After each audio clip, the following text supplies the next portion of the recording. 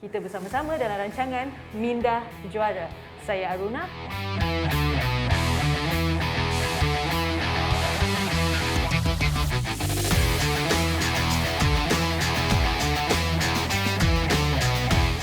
Kita akan sama-sama untuk mempelajari bagaimana untuk menjadi seorang juara. Bukan sahaja dari segi fizikal, tetapi juga dari segi minda anda.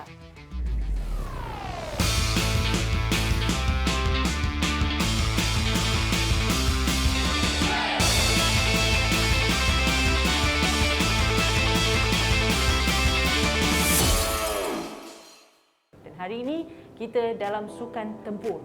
Sukan tempur yang selalunya biasa kita dengar adalah sukan tinju. Sukan tinju adalah antara sukan yang popular di Malaysia sebenarnya, kan? Betul tak? So, kita akan berbincang lebih lanjut, lebih banyak tentang keperluan psikologi sukan untuk sukan tinju ni hari ini. Bersama-sama kita ada Puan Azura.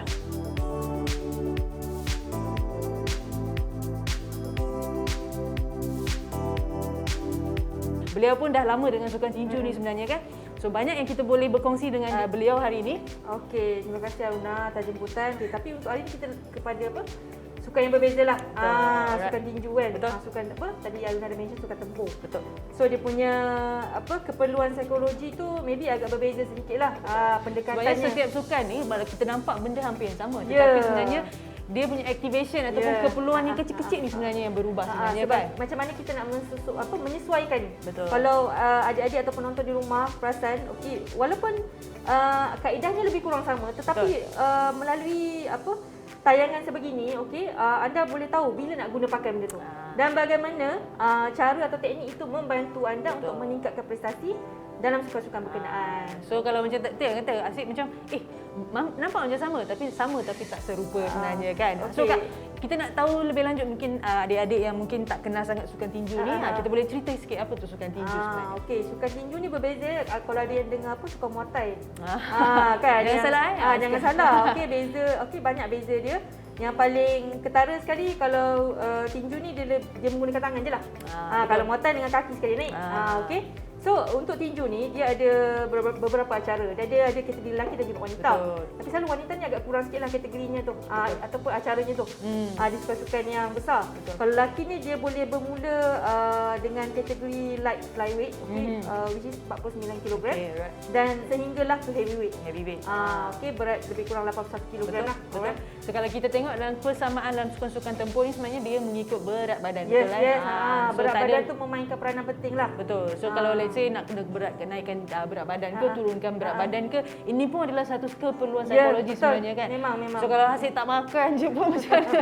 Macam mana rasa semangat, betul tak? Itu kita panggil pengurusan diri lah. Macam mana dia nak manage benda tu, kan. Betul. Jangan pula besok nak pergi untuk kategori lightweight, hari ni masih lagi berat, tak berapa nak light. Kan. So selalu juga nampak masa dulu saya dekat sekolah sukan pun nampak juga yang atlet-atlet tinju ni dia dah pakai dia punya jaket yang bersinar sinar tu, yang memang hit punya tu, memang dia jogging je, kan, untuk nak mengurangkan berat badan sebenarnya. Itu senario biasalah kalau kita lihat bila especially ketika ada pertandingan tu lah. Okey, kalau sambung balik tadi, macam mana sukan tinju ni dimainkan ataupun dipertandingkan. Okey, kalau anda lihat tinju ada gelanggang. So gelanggang ni selalu kita panggil ring lah.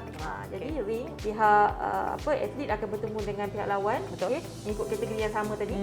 So ada 3 pusingan. Okey, akan ada 3 pusingan ataupun kita panggil bout lah. Bout 1, bout 2, bout 3. So setiap pusingan atau bout tu berdurasi selama 3 minit. Rehat 1 minit and then sambung. So macam lama jugalah, kan. Game ni 12 minit lah. 12 minit. Total. 12 minit sebab ini adalah satu sukan yang di mana saya rasa intensity fitness dia kena tinggi tu. Sebab dia memang sentiasa bergerak dan sebagainya. Saya rasa memang skipping diorang pun saya rasa dah boleh beri-beri pun.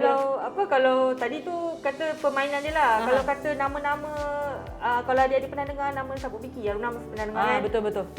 Nama Sabuk Biki ni kita boleh panggil legenda lah. Bermulanya Sabuk Biki memenangi pingat emas di Sukan Commonwealth 1998. Ketika tu kalau siapa-siapa ingat, dia telah mengalahkan juara dunia. Satu kejutan lah juga tu.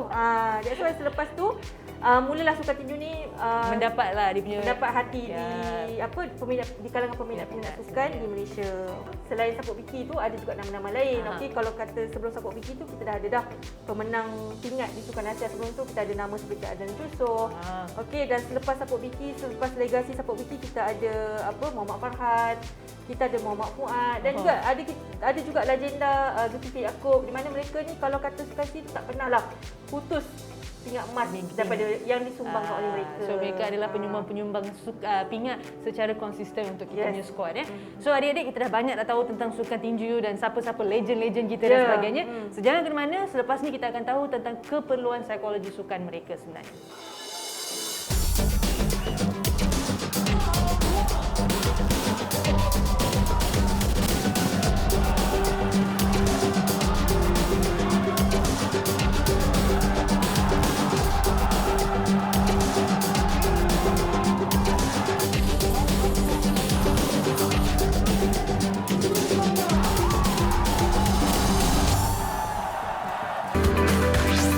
Didik TV KPM.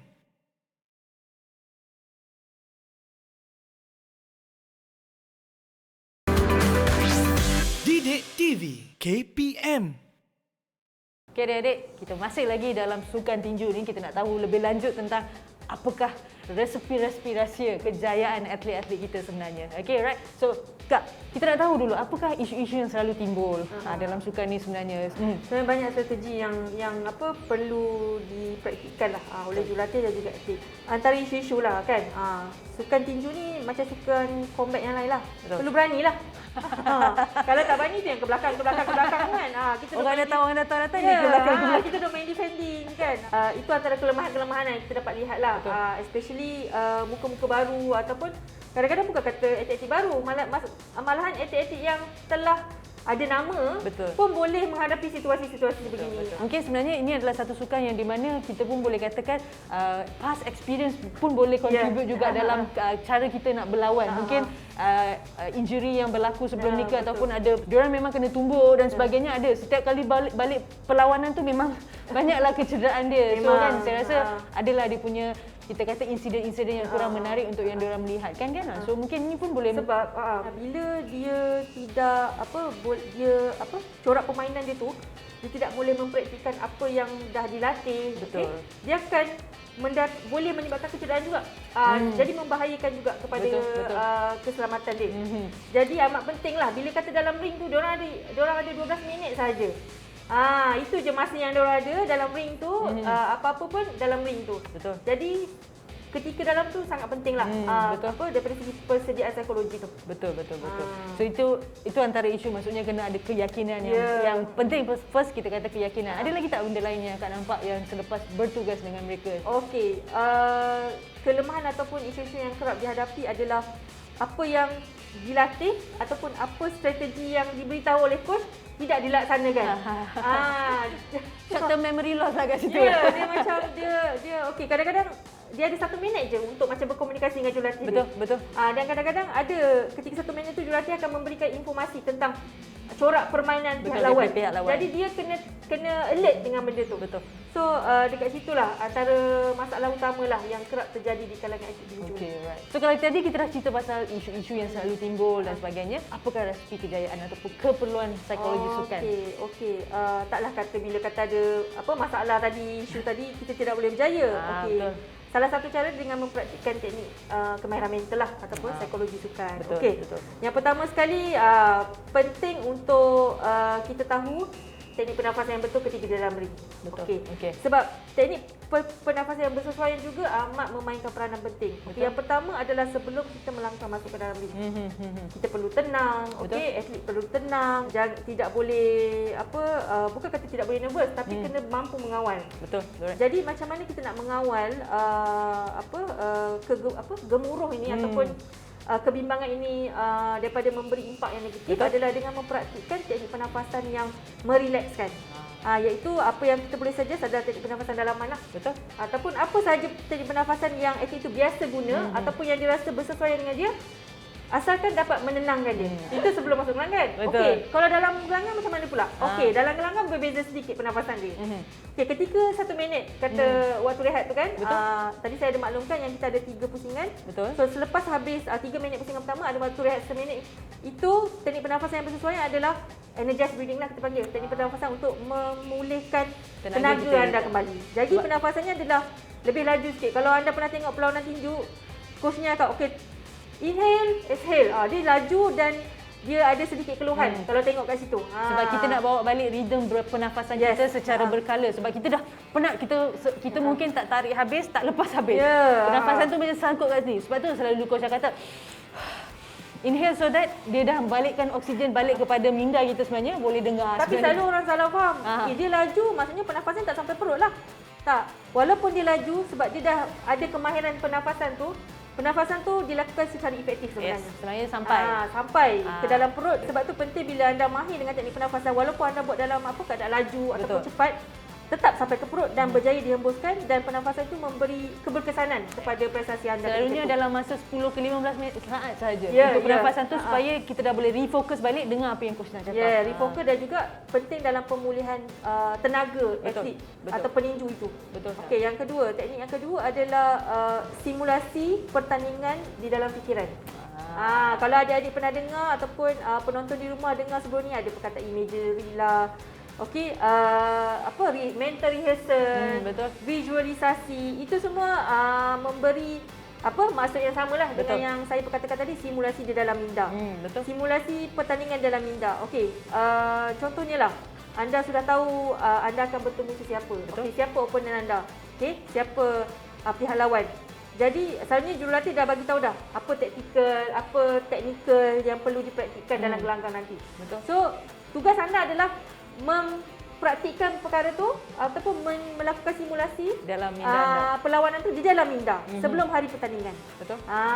Sebab kita dah mainkan, sebab kita ada hanya 3 minit dan kita tahu apa kekuatan dan kelebihan ataupun strategi daripada opponent kita dah boleh baca. Kalau dia datang ke kiri, saya defend dan saya bagi balik contohnya. So kita punya reaksi untuk kita nak dapatkan sesaat, kira kata memang opportunity open, we have to take the opportunity. Kalau tertinggal tu tunggu lagi lah. Sebab kalau saya boleh tambah lagi Aruna, maksudnya bila dia dah dalam keadaan penat, masa ada 3 minit and then menghadapi pihak lawan. Jadi kadang-kadang dia boleh jadi, kita boleh kata mental block ataupun blur lah juga. Kadang-kadang tak terfikir nak buat apa. Jadi bila dia awal-awal dia dah buat simulasi dalam minda tu, bila hari pertandingan tinggal nak laksanakan je apa yang ingin dilaksanakan. Okey. Tadi macam dah menarik kan, bila akak dah cerita dah macam mana kita nak fokus, nak hold, nak rebound balik dengan cepat. Sebab kenapa imagery dalam ataupun stimulasi dalam minda kita kena mainkan supaya kita sebelum kita sampai, kita sebenarnya dah sampai. So kalau let's say even pun pada waktu tu kita dah buat salah perkara ataupun apa yang kita harapkan tak sampai, tapi kita boleh patah balik dengan cepat sebenarnya. Kita rasa tak hilang sebenarnya. So adik-adik, banyak lagi yang kita nak share, tapi pergi untuk rehat seketika, kita jumpa selepas.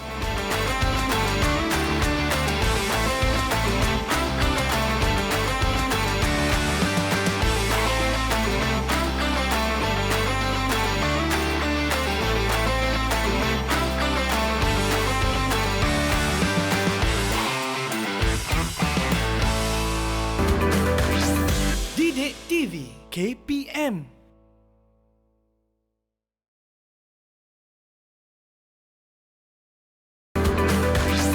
Didik TV KPM. Okey, tadi kita dah tahu lebih banyak tentang keperluan khusus sebenarnya. Kalau kita nampak benda tu macam kecil-kecil je, tapi sebenarnya dia memainkan peranan yang sangat penting dalam sukan tinju ni. Apa lagi yang akan nak tambah untuk khusus untuk keperluan psikologi ni sebenarnya untuk mereka?